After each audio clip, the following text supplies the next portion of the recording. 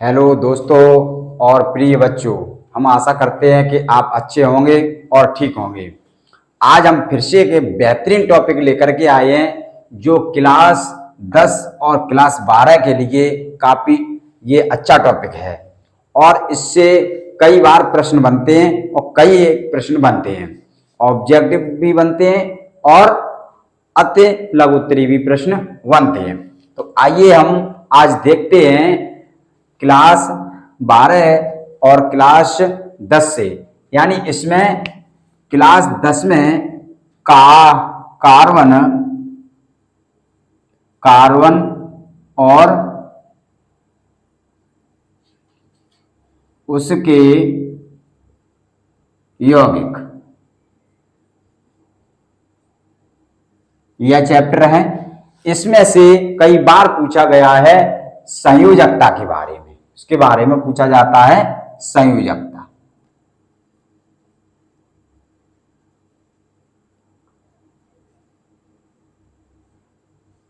संयोजकता और उसके बाद पूछा जाता है इलेक्ट्रॉन विन्यास।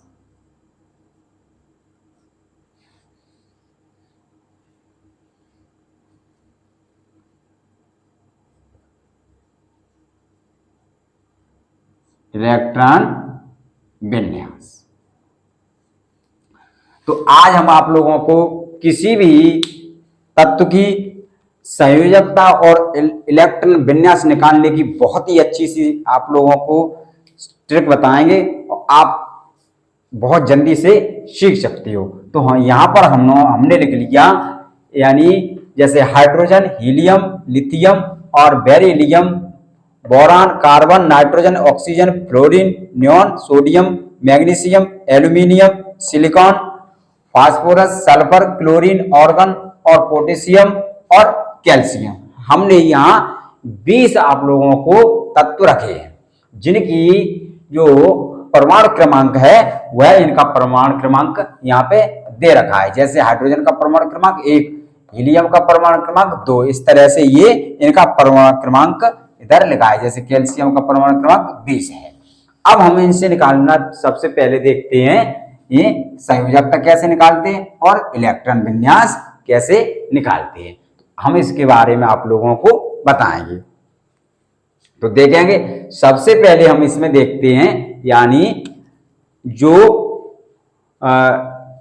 नील बोर थे, तो नील बोर और बोहर-बरी के सिद्धांत के अनुसार हम किसी भी जैसे कोई नाविक है, यहाँ नाविक और नाविक के चारों तरफ इलेक्ट्रॉन चक्कर लगाते हैं। इस तरह से उन्होंने चक्कर के बारे में बताया था।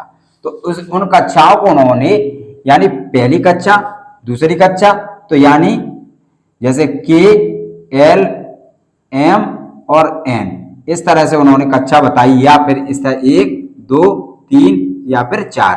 तो उन्होंने ये बताया था कि पहली कक्षा में इलेक्ट्रॉन कितने चक्कर लगाते हैं और दूसरी कक्षा में इलेक्ट्रॉन चक्कर कितने लगाते हैं। तो उसके अनुसार उन्होंने ये बताया था। तो इसके बारे में इसका सूत्र था 2n वर्ग। तो ये हम सबसे पहले इसमें देखते हैं, यानी इलेक्ट्रॉन विन्यास। इलेक्ट्रॉन विन्यास निकालते हैं तो इलेक्ट्रॉन विन्यास के लिए ये सूत्र होता है, यानी 2 गुणित 1 उसका वर्ग, यानी पहली कक्षा में इलेक्ट्रॉनों की संख्या कितनी होगी। तो देखेंगे साथियों, यानी 2 और 1 का वर्ग करेंगे 1, तो उसमें कितने आ जाएंगे, पहली कक्षा में इलेक्ट्रॉनों की संख्या 2 आ जाएगी। इसी तरह से फिर दूसरी कक्षा में निकालते हैं, 2 गुणित 2 का वर्ग, तो कितना आ जाएगा, 2 का वर्ग 4, 2 8। तो दूसरी कक्षा में इलेक्ट्रॉनों की संख्या, इसमें दूसरी कक्षा में, पहली कक्षा में 2 और दूसरी कक्षा में 8 इलेक्ट्रॉन चक्कर लगाते हैं। इसी तरह से तीसरी कक्षा देखते हैं, 2 गुणित 3 और उसका वर्ग बराबर कितने हो जाएंगे, यानी 18। इसी तरह से चौथी कक्षा देखते हैं, तो इसमें कितने 18 इलेक्ट्रॉन आ जाएंगे। और फिर इसके बाद चौथी कक्षा देखते हैं, 2 गुणित 4 बराबर, यानी 4 का वर्ग कितना होता है, 4 का वर्ग होता है 4 चौक 16, 16 दूनी 32। तो इसी तरह से हमें इनका इलेक्ट्रॉन विन्यास कक्षा का इलेक्ट्रॉन विन्यास निकालते चले जाते हैं, यानी कि इसमें कौन सी कक्षा में कितने इलेक्ट्रॉन चक्कर लगा रहे हैं। तो इस नियम के अनुसार हम ये ज्ञात कर लेते हैं।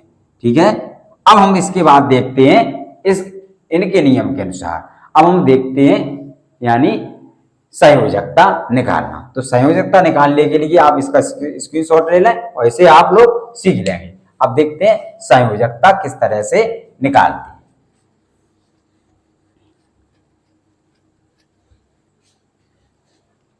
देखेंगे संयोजकता निकालने के लिए आप लोग एक बात का ध्यान रखिए, यानी जैसे मान लो संयोजकता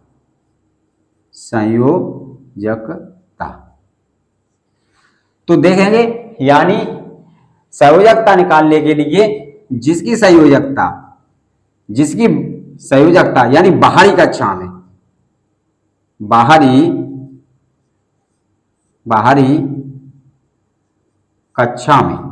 बाहरी कक्षा में 1, 2, 3 और 4 यदि 4 इलेक्ट्रॉन हैं तो उसकी संयोजकता वही होगी। यानी यदि बाहरी कक्षा में इलेक्ट्रॉनों की संख्या 1 है तो उसकी संयोजकता 1 ही होगी। यदि बाहरी कक्षा में इलेक्ट्रॉनों की संख्या 2 है तो उसकी संयोजकता 2 ही होगी। यदि बाहरी कक्षा में इलेक्ट्रॉनों की संख्या 3 है तो उसकी संयोजकता 3 ही होगी। इस तरह से हम उनकी संयोजकता ज्ञात कर लेते हैं। तो इससे यहाँ पर हम देखेंगे जैसे हाइड्रोजन, तो हाइड्रोजन की बाहरी कक्षा में इलेक्ट्रॉन की संख्या कितनी है? 1 है। तो इसकी संयोजकता कितनी होगी? इसकी संयोजकता जो होगी इसकी संयोजकता होगी 1। इसकी एक संयोजकता होगी। अब देखते हैं हीलियम के बाहरी कक्षा में इलेक्ट्रॉन की संख्या कितनी है? इसकी बाहरी कक्षा में इलेक्ट्रॉन की संख्या 2 है, तो इसकी संयोजकता कितनी हो जाएगी? 2 हो जाएगी। इसी तरह से नेक्स्ट देखेंगे 3, तो इसके जैसा कि हम यहाँ पर बता चुके हैं, तो इसके जैसे मान लो इसका बाहरी कक्षा में इलेक्ट्रॉन की संख्या 3 है, तो इसकी संयोजकता 3 हो जाएगी। आप इस तरह से इस ट्रिक से आप लोग बहुत ही आसान तरीका है ये संयोजकता बताने का। इसी तरह से ये देखते हैं 4, तो 4 की इस तरह से इसकी बाहरी कक्षा में इलेक्ट्रॉन की संख्या 4 है, तो इसकी संयोजकता कितनी हो जाएगी? 4 हो जाएगी। तो यहां पर हमारा कॉलम बंद हो जाता है।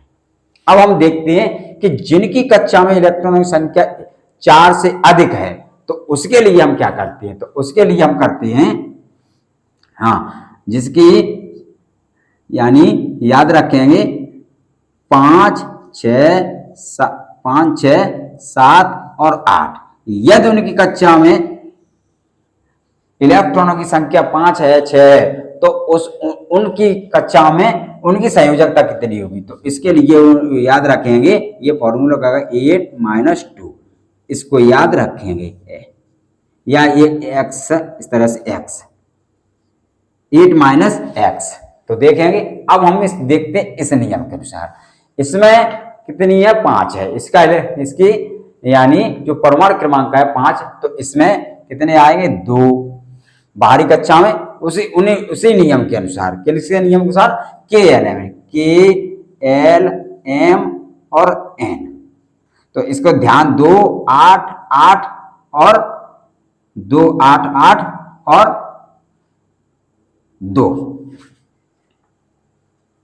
इस चीज को आप लोग ध्यान रखिएगा, यानी बाहरी कक्षा में इलेक्ट्रॉनों की संख्या इस नियम के अनुसार। तो देखेंगे यानी पहली कक्षा में इलेक्ट्रॉन की संख्या हमारी कितनी आ गई? यानी बोरॉन की 2 आ गई, और दूसरी कक्षा में इलेक्ट्रॉन की संख्या 2 के बाद कितनी बचती है? 3। तो इसमें जब 3 बचती है तो देखेंगे 3 है, तो यहाँ पर इसी नियम के अनुसार हम रखेंगे। जब इनके नियम के रखेंगे तो कितना हो जाएगा? 5, क्योंकि ये 5 है, यानी इसकी जगह पे 8 - 5, तो बराबर कितनी आ जाएगी? यानी 8 में से 5 घटा दीजिए, कितनी बची? 8 में से 5 घटाएंगे 3। तो इसका ये हमारी जो संयोजकता है वो कितनी आ गई? 3 आ गई। इसी तरह से इसकी भी हम निकाल लेंगे इसी नियम के अनुसार। बताएंगे x की जगह पे 8 - 6 बराबर कितनी बचते हैं? 2। तो इसका जो है इसकी संयोजकता निकल के कितनी आती है? यानी इसकी संयोजकता निकल करके आती है 2। यानी हमारे कार्बन की संयोजकता कितनी निकल के आई? 2 निकल के आई। इसी तरह से हम इसकी भी निकाल लेंगे। इसकी जब निकालेंगे यानी नाइट्रोजन की, तो नाइट्रोजन के नियम के अनुसार किस तरह के इसकी जब निकालेंगे तो देखिए इसका हम निकालेंगे तो देखिए इसी नियम के अनुसार, इस नियम के अनुसार बताएंगे इसका। देखो इसके नियम के अनुसार देखेंगे बाहरी कक्षा में यानी 2, इसकी बाहरी कक्षा में इलेक्ट्रॉनों की संख्या निकालेंगे तो 2 और 2 के बाद कितनी बचती है, 5 बचती है। तो क्या करेंगे हम इसका निकालेंगे 1 माइनस 5 बराबर 5 से ये घटा देंगे तो 5 से इसे घटाएंगे तो कितनी इसमें निकल के आ रही है, निकल के आ रही है 3। तो इसकी जो संयोजकता होगी वह 3 आएगी। इसी तरह से 6 को हमने बताया था तो 6 की इस तरह से नहीं साथियों, देखिए इसके जैसे मान लीजिए हम निकालते हैं यानी इसके बाहरी कक्षा में इलेक्ट्रॉन की संख्या 2 और 4 होगी तो 4 घटा देंगे इसमें से, यानी 8 में से 4 घटा दीजिए तो कितने निकल गए, 4 आती है। तो इसकी 4 आएगी। हम थोड़ा उसमें थोड़ा बताने में कंफ्यूज थे।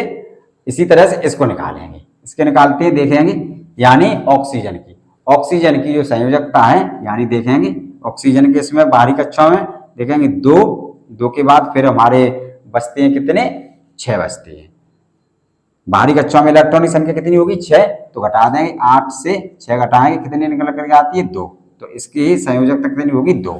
अब देखते हैं फ्लोरीन की, तो फ्लोरीन की देखेंगे तो फ्लोरीन की निकालेंगे 2 और 2 के बाद फिर हमारे कितने बचते हैं, 7 बचते हैं, 7।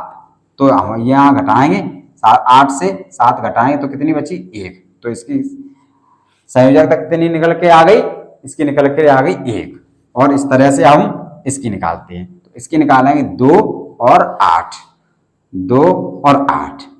ठीक है साथियों, तो यहाँ पे हम घटाएंगे कितनी, 8 माइनस 8 बराबर कितनी निकल के आई, 0। तो जितने भी अक्रिय गैस होती हैं, तो नियॉन भी एक अक्रिय गैस है, तो जितने भी अक्रिय गैस होती हैं उनकी जो संयोजकता होती है वह कैसी होती है, 0 होती है। कैसी होती है, 0 होती है, 0। अब देखते हैं सोडियम की देखेंगे 2 और 2 के बाद फिर बाहरी कक्षा में इलेक्ट्रॉनों की संख्या कितनी निकल के आती है, 2 और 2 के बाद फिर निकल के आती है 8 के बाद 1। ठीक है साथियों, देखेंगे तो 8 माइनस 1 बराबर कितनी आती है, 7। तो इसकी भी निकल के कितनी आती है, 7। इसकी संयोजकता निकल करके आ गई 7। इसी तरह से इसकी निकालेंगे, देखेंगे इसकी संयोजकता हम निकालते हैं तो 2 के बाद बाहरी कक्षा में 8 और 8 के बाद 2 कितनी बची, 2 बचती है। तो इसी नियम के अनुसार 8 माइनस 2 बराबर कितनी बचती है, 6। तो इसकी संयोजकता निकल के आ गई 6। इसी तरह से एल्यूमिनियम की निकालती है, एल्यूमिनियम की भी देखेंगे 2 और 2 के बाद 8 के बाद 10 और 3, यानी बाहरी कक्षा में इलेक्ट्रॉन की संख्या कितनी इसकी हो गई, 3। तो इसी नियम के अनुसार 8 माइनस 3 बराबर कितनी बचती है, 5। तो इसकी संयोजकता कितनी निकल के आ गई, 5। इसी तरह से देखेंगे सिलिकॉन की, तो सिलिकॉन की निकालेंगे तो देखेंगे सिलिकॉन की निकलती है यानी सिलिकॉन की यानी 2, 8 और बाहरी कक्षा में इलेक्ट्रॉन की संख्या 4, तो 4 निकलती है। तो इसी नियम के अनुसार देखेंगे यानी 8 माइनस 4 बराबर कितनी आती है, 4। तो इसकी निकल के आती है 4। इसी तरह से हम इनकी संयोजकता निकाल लेते हैं, जैसा कि इसे। अब हम देखते हैं फास्फोरस की, तो फास्फोरस की देखेंगे, फास्फोरस की जब हमने निकाला तो देखते हैं यानी बाहरी कक्षा में इलेक्ट्रॉनों की संख्या 2, 8 और 5। तो देखेंगे 8 के बाद 5 करेंगे तो इसकी संयोजकता निकल करके कितनी आ रही है, इसकी संयोजकता निकल कर आ रही है